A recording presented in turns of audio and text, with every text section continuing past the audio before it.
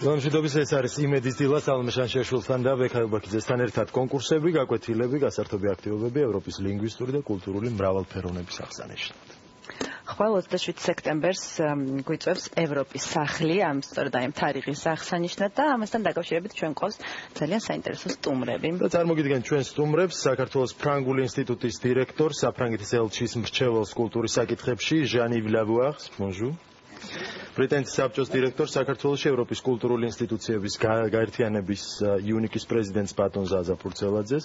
ასევე მის თანაშემწეს კულტურისა და კომუნიკაციის საკითხებში მარიამ კვესელავას და საქართველოს განათლებისა და მეცნიერების სამინისტროს ქართული ენის სამმართველოს უფროსს, ენობრივი პოლიტიკის ეროვნულ წარმომადგენელს ევროპის საბჭოში მარიკა ოძელს მოგესალმებით.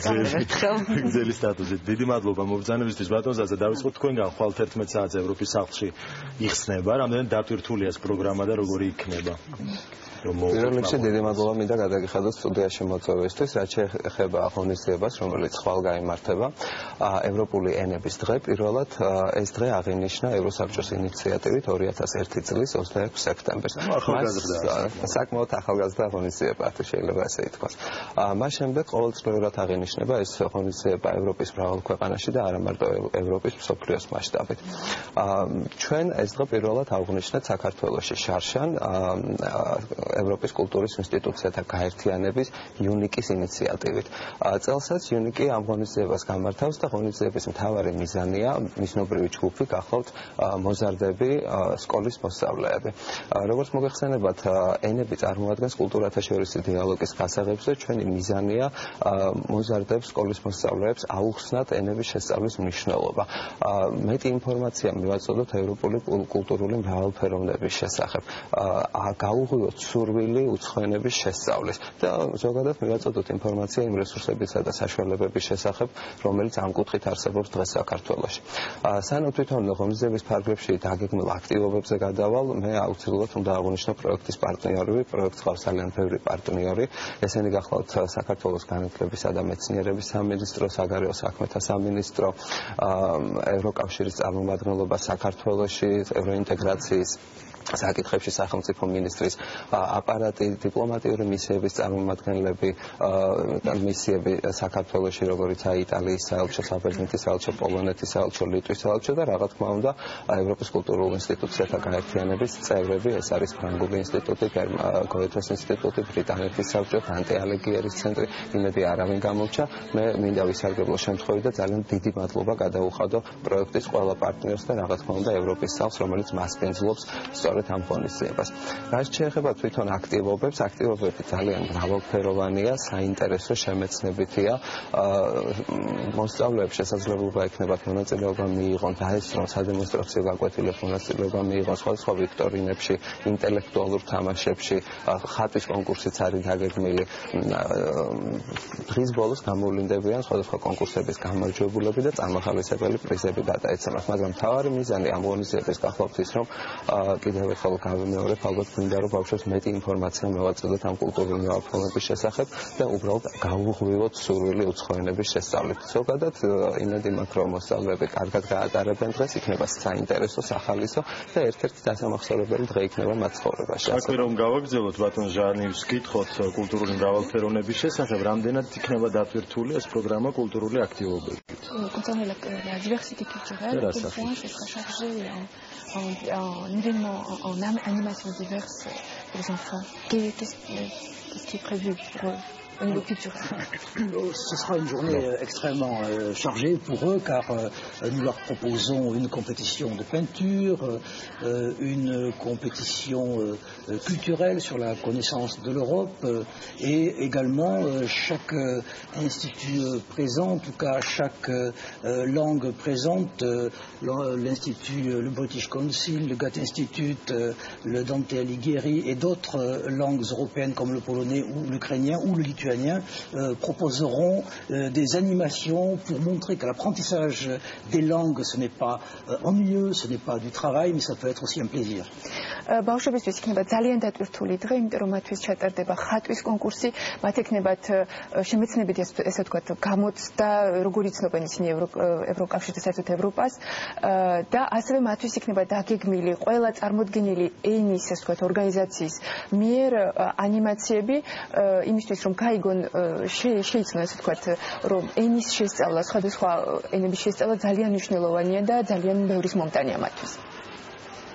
საინტერესო შარშანდელი წარმატებული გამოცდილების შემდეგ თუ დაემატა რაიმე პროგრამას, წლევანდელ პროგრამას, თქვა თუ არის უფრო დატვირთული, რა სიახლეს შეთავაზებთ მოსწავლეებს?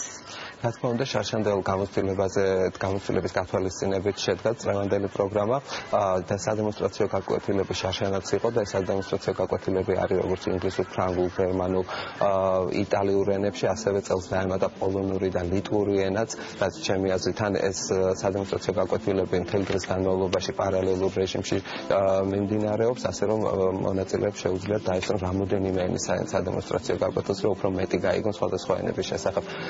ამას გარდა იქნება ხატვის კონკურსი, როგორც უკვე აღინიშნა, იქნება ასე ვთქვათ human library, ეგრეთ წოდებული, სადაც მონაწილეებს შესაძლებლობა ექნებათ ესაუბრონ სხვადასხვა ქვეყნებიდან ადამიანებს, რომლებიც საქართველოში ცხოვრობენ, მათი ევროპული ქვეყნების კულტურის შესახებ.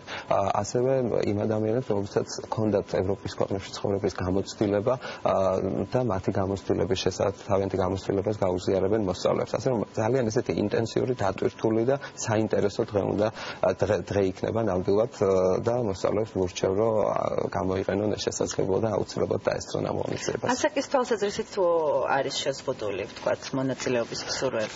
რა თქმა უნდა, ეს არის სკოლის მოსწავლეებისთვის, სკოლის მოსწავლეების ასაკობრივ ჯგუფზეა გათვლილი 7-დან 16-17 წლამდე. ქალბატონ მარიკას ვკითხოთ, ქალბატონ მარიკა ოძელს. ქართული ენა დაემატა, ანუ ეს იქნება მისი შესწავლა მოხდება, როგორც თქვათ, ისწავლება ინგლისური ენა. ამ სიახლის შესახებაც მოგვითხრობთ. აი, სწორედ ბატონი ზაზას აზრი მინდა გავაგრძელო, რომ შარშან უკვე წარმატებული იყო ეს დღე, წარმატებულად ჩატარდა, წელს კიდევ უფრო მრავალფეროვნად ტარდება და გაიცად შემიძლია გითხრათ, რომ შეიძლება დაემატოს ამ სადემონსტრაციო გაკვეთილებს ქართულის როგორც უცხო ენის სწავლებაც ასევე. საქართველოს განათლებისა და მეცნიერების სამინისტრო ბოლო წლებია სულ ცდილობს, რომ ამ დღეს რაღაც გარკვეული სიახლით შეხვდეს. მე გულისხმობ სიახლეს სცადია ენობრივი განათლების სფეროში. ახლა დღევანდელი დღისთვის რა სიახლე შეგვიძლია შემოგთავაზოთ. აი ეს არის შემხელთარის მისამართი ვებგვერდის, რომელიც შეიქმნა განათლებისა და მეცნიერების სამინისტროში. ეს არის ქართულის როგორც უცხო ენის ვებგვერდი. ახლა რას წარმოადგენს ეს ვებგვერდი და რისთვის არის მნიშვნელოვანი? აქ განთავსდა მასალები უცხოელებისათვის სპეციალურად ქართული ენის შესასწავლად. ეს არის სასწავლო მეთოდური მასალები, დამხმარე ლიტერატურა, რატომ არის აღსანიშნავი ეს ყოველივე, რომ საქართველოს საგანმანათლებლო სივრცეში, ენობრივი განათლების სივრცეში პირველად შეიქმნა ქართული ენის ფლობის დონეების აღწერილობა. ახლა რა არის ეს განათლების ენობრივი დონეები? როგორც მოგეხსენებათ, ქართული შესწავლილი, გამოკვლეული და დაწვრილებით აღწერილი აქვს ჩვენ დიდ მეცნიერებს, დიდ კორიფეებს, ენათმეცნიერებს და მაგრამ ეს არის სამეცნიერო აღწერა. და რაც ჩვენ შევასრულეთ, ეს არის სასწავლო აღწერა. ეს სპეციალურად არის მიმართული იმ შემსწავლელებისათვის, რომელიც აპირებენ მომავალში ქართული ენის შესწავლას. გარდა ამისა, პირველად შესრულდა ასევე ქართულის როგორც უცხო ენის სწავლების მეთოდოლოგიური საფუძვლები. აი ამ საფუძვლებს სწორედ მე დაეყრდნო ის სახელმძღვანელოები, რომლებიც უკვე შედგენილია დონეების მიხედვით. ეს სახელმძღვანელოების სერია არის, რომელსაც ჩვენ აღმართი უწოდეთ, სიმბოლურად გამოვხატეთ ის სირთულე, რომელიც მათ შემსწავლელებს შეხვდებათ ქართული ენის დაუფლების გზაზე. და ეს სერია მნიშვნელოვანია იმითი, რომ როგორც ევროპული ენების სახელმძღვანელოები არის ერთენოვანი. ესეც სიახლეა და პირველად გაკეთდა ენობრივი განათლების სივრცეში. შეიქმნა მუსიკალური ვიდეოკლიპი, ქართული ამბანი და მრავალი სხვა ესეთი მნიშვნელოვანი ღონისძიებები ჩატარდა იმისათვის, რომ ქართულის როგორც უცხოენის სწავლება დამოუკიდებელ დისციპლინად ჩამოყალიბებულიყო და ეს მართლაც შედეგი მივიღეთ, რომ დღეს გვაქვს უკვე ვებგვერდი და ვებგვერდი მოგეხსენებათ ეს ელექტრონული ფორმატი მნიშვნელოვანია იმით, რომ უფრო მეტი მომხმარებელი ეყოლება. უფრო ფართო არეალი ექნება მის მოხმარებას.